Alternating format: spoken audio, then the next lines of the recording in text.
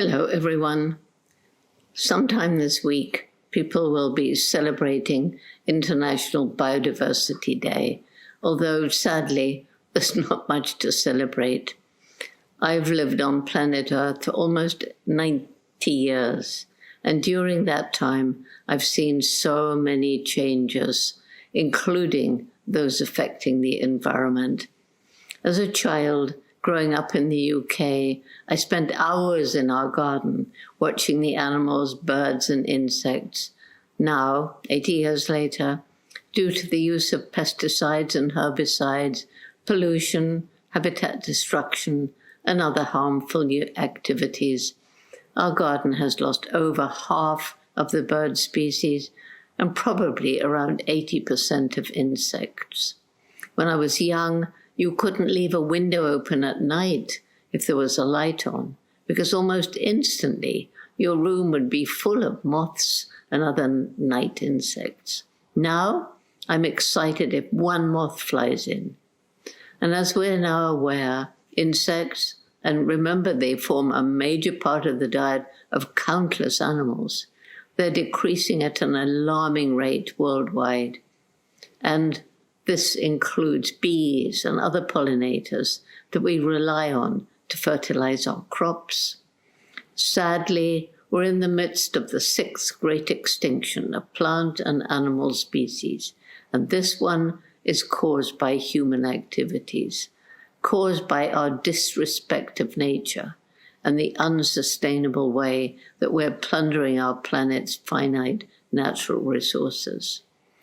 It's important to stress that loss of biodiversity is increasingly triggered by climate change. A major impact of climate change on biodiversity is the increase in the intensity and frequency of hurricanes and typhoons, flooding, periods of drought, heat waves, and the terrible wildfires. And this adds to the threats to biodiversity already caused by habitat destruction, pollution, ocean acidification, growth of human and livestock populations, and so on. In other words, slowing down climate change and protecting biodiversity go hand in hand. Sadly, so many have become disconnected from the natural world today. Young people are preoccupied with social media and video games, and their parents have long work hours. Modern life, in other words, comes between us and nature, and what you don't know, what you don't understand, then you're less likely to respect and want to protect. It's our disrespect of the natural world that's led to climate change and biodiversity loss. It's so important that we all understand that we're part of the natural world and we depend on it for clean air, water, food, everything. But what we depend on is healthy ecosystems. An ecosystem, as I learned at Gombe, is made up of a complex and interdependent mix of plants and animals, each one with a role to play.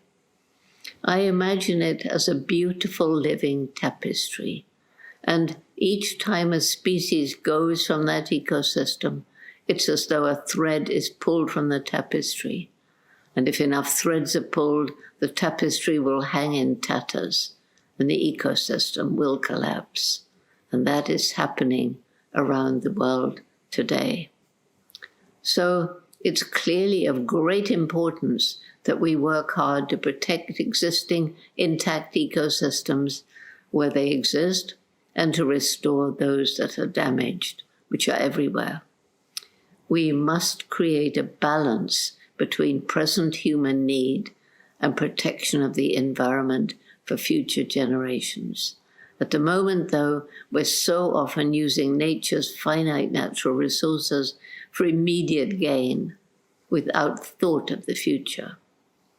Fortunately, there are many organizations today working on creating a more sustainable relationship with the natural world. And nature is amazingly resilient. if we give her a chance. Places that have been utterly destroyed, such as an abandoned quarry or a terribly polluted river or lake, can, with time and some help, once again begin building up the diversity needed to make up a healthy ecosystem. It was in 1960 that I began my chimpanzee research in Tanzania. The Gombe National Park, where, by the way, we're still studying the chimpanzees, was part of the great forest belt that stretched across equatorial Africa. 20 years later, the park was just a small island of forest surrounded by bare hills. More people were living there than the land could support, and they were cutting down trees simply to make more land to grow crops to feed their growing families or to make money from timber or charcoal. Poor communities struggling to survive. So in 1994, JGI, Jane Goodall Institute, Tanzania, initiated a really successful, holistic, community-led conservation project, Tukari. It's our method of community-led conservation. We started in the 12 villages around Gombe. We introduced agroforestry, water management programs, microfinance opportunities so that people could start their own small, environmentally sustainable businesses. And we tried to get as many scholarships as possible to give girls a chance of higher education. Everywhere it's been shown that as women's education improves, family size drops. And back then, they were having 8 to 10 children per woman. We provide family planning information, which is really well received. The program is now in villages throughout most of chimpanzee range in Tanzania, 104 villages, and people understand that protecting the forest isn't just for wildlife. No, it's just for their own future as well. And so now trees have sprung up on the once bare hills. Some trees were planted around the villages, but the rest have grown from seeds lying dormant in the ground that is being given a chance to return to nature.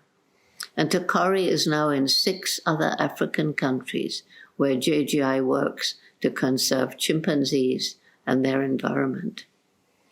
The resilience of nature is a real reason for hope.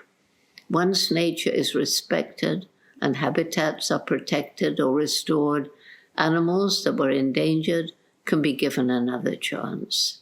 There are so many examples around the world. I'm really encouraged by the growing number of rewilding programs, and these are very successful in some countries where large areas have been set aside for wildlife. In some cases, animal species that have been extinct for hundreds of years have been successfully reintroduced.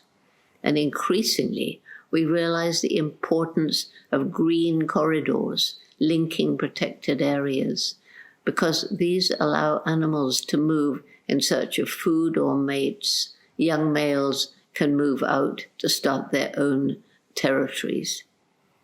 Even simple actions, such as the decision to let wildflowers grow along the verges of the roads, make a big difference, especially for butterflies and other insects.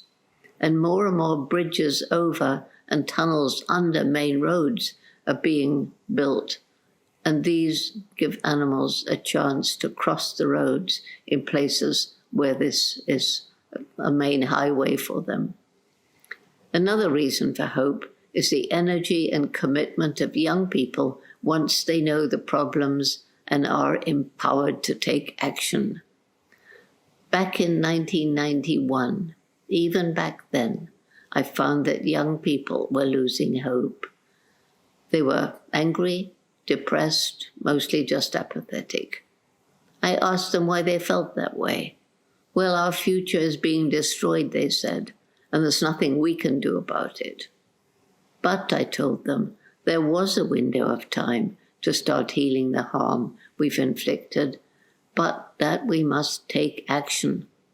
And so it was that JGI's humanitarian and environmental program for young people began, Roots and Shoots.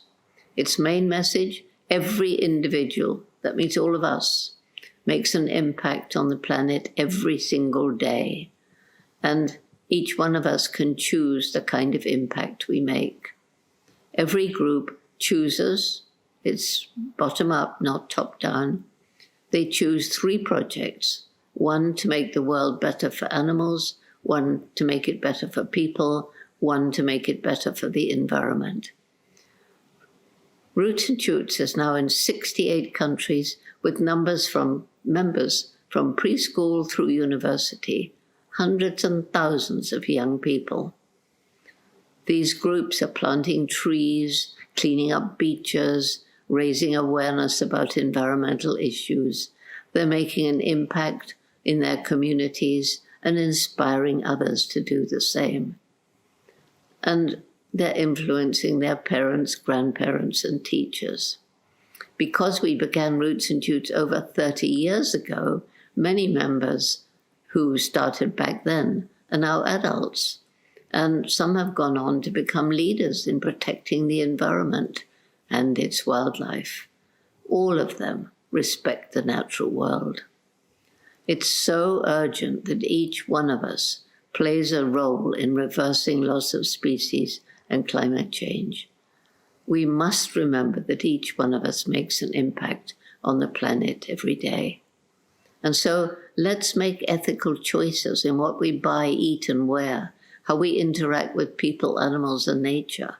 And let's share stories of all the reasons why we should have hope so that we can save the world. Because without hope, we fall into apathy and do nothing, feel helpless. And if this happens, well, we're doomed, especially if it happens with young people. There's another reason for hope, and that's that more and more scientists are finally working to find technological solutions to enable us to live in harmony with nature. Given that slowing down climate change is helping species to survive, one important example is the increasing use of renewable energy from sun, wind, tides, and so on. There are even machines that suck CO2 from the atmosphere and safely store it. Electric cars are getting increasingly environmentally friendly as scientists work on better ways of making batteries with greater storage capacity and less environmental impact. We mustn't forget, though, that it's equally important to protect the natural world, especially forests and the ocean, the 2 great lungs of the world that sequester CO2 from the atmosphere and give us oxygen. Other ecosystems also store a great deal of CO2, such as wetlands and grasslands and the great kelp forests of the oceans. Safeguarding these natural carbon sinks from further damage is an important part of limiting climate change and thus protecting biodiversity. Another reason for hope is that more and more people are becoming vegetarian and, best of all, vegan. The billions of animals raised for meat in factory farms around the world need to be fed. Huge areas of nature are cleared to grow grain to feed them. Huge amounts of fossil fuel is used to get the grain to the animals to slaughter, the meat to the table. Huge amounts of water, increasingly scarce in some places, are needed to change vegetable to animal protein.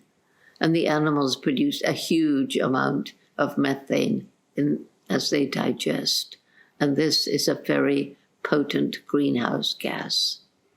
Let me end with a story. A little while ago, I was talking to some CEOs, and one of them came up to me afterwards and said, "Jane, for about 10 years, I've really been working to make my company ethical in the countries where we source our products, ensuring there are fair wages to the workers, helping the poor communities, trying to get ethical behavior in our offices around the world and in the way we treat our customers.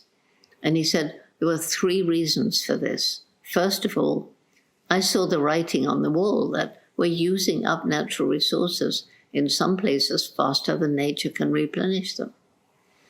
Secondly, consumer pressure. People are beginning to demand ethically produced goods, to ask questions.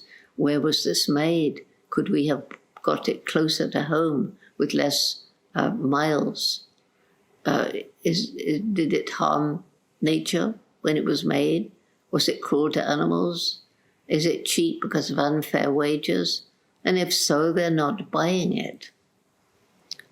But he said the third reason is what really tipped the balance for me. My little girl of 8 years old came home from school one day and she said, "Daddy, they tell me that what you're doing is harming the planet. That's not true, is it, Daddy? Because it's my planet." That reached the heart. People must change from within. Stories are the best way to create change, lasting, real change. Thank you.